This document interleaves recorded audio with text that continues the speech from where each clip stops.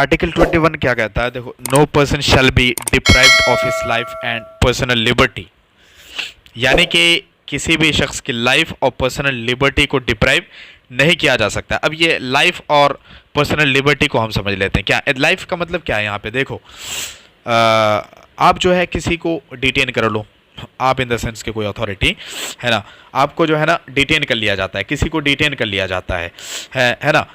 तो डिटेन करने का क्या मतलब है भाई? किसी को हिरासत में ले लिया, डिटेन कर लिया, उसको बंद कर दिया, ऐसे ही कस्टडी में ले जाया गया उसको, है ना, और उसको कोई तर्क नहीं दिया जा रहा है, तो आपकी लाइफ तो ख़राब हो रही है ना, डिप्राइव की जा रही है आपकी लाइफ।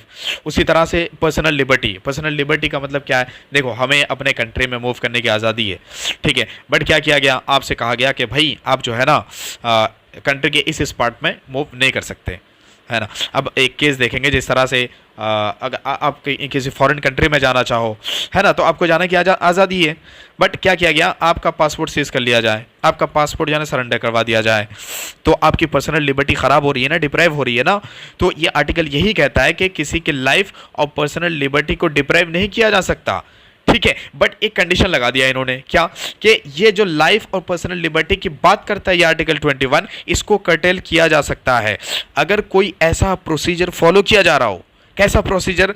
जो कि इस्टेब्लिश्ड बाय लॉ हो, है ना, तब आपकी लाइफ और पर्सनल लिबर्टी को डिप्राइव किया जा सकता है। क्या मतलब है इसका? देखो, इसका मतलब ये है, अब जैसे ए के गोपालन केस में क्या हुआ था, बहुत ही ब्रीफ में देखेंगे, ये चीज़ें आप लक्ष्मीकांत में पढ़ोगे। तो ए के गोपालन केस में क्या हुआ, डिटेन कर लिया गया, किस नाम से? प्रिवेंटिव डिटेंशन एक्ट के नाम पे, है ना। यानी कि आप जो है वैसे तो किसी को डिटेन नहीं कर सकते, दो तरह के डिटेंशन है ना, प्यूनिटिव डिटेंशन और प्रिवेंटिव डिटेंशन। डिटेंशन किसी को जो है हिरासत में लेना हो, अरेस्ट करना हो, तो कैसे आप लोगे भाई? उसको जो है ना उसके ग्राउंड्स बताओगे आप कि भाई तुम मुझे अरेस्ट क्यों कर रहे हो, है ना। फिर जो उसको मैजिस्ट्रेट के सामने हाजिर करना पड़ेगा, उसकी पेशी होगी 24 आवर्स के विद इन। उसके बाद जो है वो अपना केस डिफेंड, वो अपने आप को डिफेंड भी कर सकता है भाई, इस पर्सनल लॉयर और एडवोकेट अपना केस वो लड़ सकता है, ठीक है ना। तो ये क्या, ये तरीका होता है, किसका तरीका होता है? किसी को आप अरेस्ट करो तो उसके ग्राउंड्स बताओ, मैजिस्ट्रेट के सामने जो है ना उसको हाजिर करो, तो वो अपना केस लड़ भी सकता है, वो अपने आप को डिफेंड कर सकता है, ठीक है। ये क्या होता है? ये एक प्रोसीजर है, ठीक है। उसी तरह से एक प्रोसीजर क्या है? उसी तरह से एक प्रोसीजर है प्रिवेंटिव डिटेंशन का, यानी कि आप जो है किसी को बिना बताए, यानी कि सस्पिशन के बेस पे, सस्पिशन के बेस पे, एप्रीहेंशन के बेस पे आप किसी को डिटेन कर सकते हो। ये भी क्या, एक प्रोसीजर इस्टेब्लिश बाय लॉ है, ठीक है। अब इस केस में क्या हुआ, ए के गोपालन केस में कुछ ऐसा ही सीन हो गया। कैसा सीन हो गया कि भाई प्रिवेंटिव डिटेंशन के नाम पे किसी को डिटेन कर लिया गया, है ना। अब जो डिटेन किया गया तो ये किस तरीके से था, किस प्रोसीजर से था? ये एक ऐसे प्रोसीजर से था जो कि इस्टेब्लिश्ड बाय लॉ है, जो कि इस्टेब्लिश्ड बाय लॉ है, समझ रहा हो।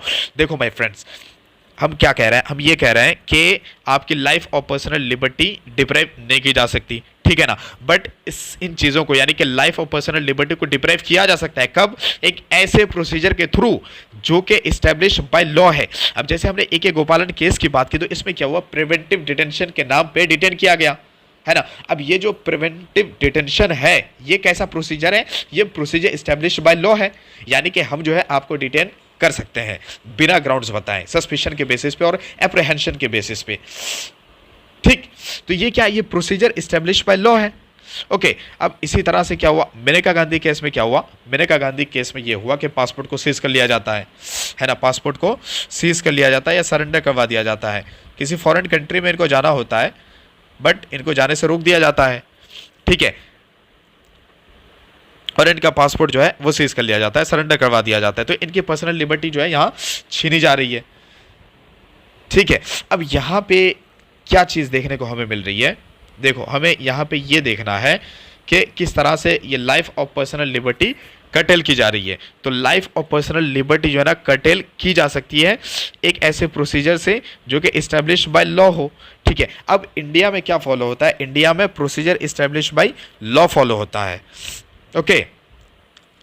अब इसमें क्या होता है, प्रोसीजर इस्टेब्लिश बाय लॉ में क्या होता है कि कोई कानून है, कोई लॉ है ना, वो लॉ फेयर है या जस्ट है या रीजनेबल है, ये प्रोसीजर इस्टेब्लिश बाय लॉ में ये चीज़ नहीं देखी जाती है ना। जैसे मान लो एक लॉ कैसे बनता है भाई, बिल पास करना पड़ता है, प्रोसीजर क्या है उसका? प्रोसीजर ये तो है कि दोनों हाउसेस से बिल पास हो, फिर जो है प्रेसिडेंट का सिग्नेचर होगा तो वो कानून बन जाता है, एक्ट बन जाता है, ठीक है। तो ये क्या तरीका होता है, कानून बनाने का तरीका होता है। तो ये एक प्रोसीजर है ना। तो मान लो कोई कानून बनाया गया और प्रोसीजर को फॉलो किया गया तो वो कानून तो लागू हो जाएगा, ठीक है। बट इसमें ये चीज़ नहीं देखी जाएगी कि वो कानून जो है फेयर है, जस्ट है, रीजनेबल है या नहीं, ठीक है। ये चीज़ नहीं देखी जाती है। और AK गोपालन केस और मेनका गांधी केस में हमें यही चीज़ें देखने को मिल रही है। अब ड्यू प्रोसेस ऑफ लॉ में क्या होता है, ड्यू प्रोसेस ऑफ लॉ में ये होता है कि जो कानून बनाया गया है, बनाने का जो प्रोसीजर है उसको फॉलो किया गया है या नहीं किया गया है, ये चीज़ भी देखी जाती है। और दूसरी चीज़ क्या देखी जाती है, दूसरी चीज़ ये भी देखी जाती है कि वो कानून जो है वो प्रोसीजर के साथ साथ फेयर और जस्ट है या नहीं, है ना, ये चीज़ भी देखी जाती है। अब देखो, procedure establish by law UK का कॉन्सेप्ट है और due process of law US का कॉन्सेप्ट है। ये UK का कॉन्सेप्ट है और ये US का कॉन्सेप्ट है, ठीक है। इंडिया में क्या फॉलो होता था क्यों, क्योंकि अब जो है ड्यू प्रोसेस ऑफ लॉ भी फॉलो किया जाता है। देखो, इंडिया में procedure establish by law mentioned है पर ड्यू प्रोसेस ऑफ लॉ का जिक्र या मेंशन नहीं देखने को मिलता हमें, ठीक है। तो इस आर्टिकल का मतलब यही था, यानी कि जो प्रोसीजर इस्टेब्लिश बाय लॉ है और ड्यू प्रोसेस ऑफ लॉ है, इन दोनों चीज़ों में यही डिफरेंस है कि procedure establish by law UK का कॉन्सेप्ट है, due process of law US concept है, ठीक है। Procedure establish by law India में मेंशन्ड है, इंडिया के कॉन्स्टिट्यूशन में आर्टिकल 21 में, but due process of law का मेंशन नहीं है। प्रोसीजर इस्टेब्लिश बाय लॉ में सिर्फ ये देखा जाता है कि एक कानून को जो पास किया गया है तो उसका जो प्रोसीजर है उस कानून को बनाने का, वो प्रोसीजर फॉलो हुआ है या नहीं हुआ है। But due process of law में एक कानून बनाने का जो प्रोसीजर है वो भी देखा जाता है और साथ ही साथ ये भी देखा जाता है कि ये कानून जो है ना, ये फेयर और जस्ट है या नहीं है, रीजनेबल है या नहीं है, ठीक है।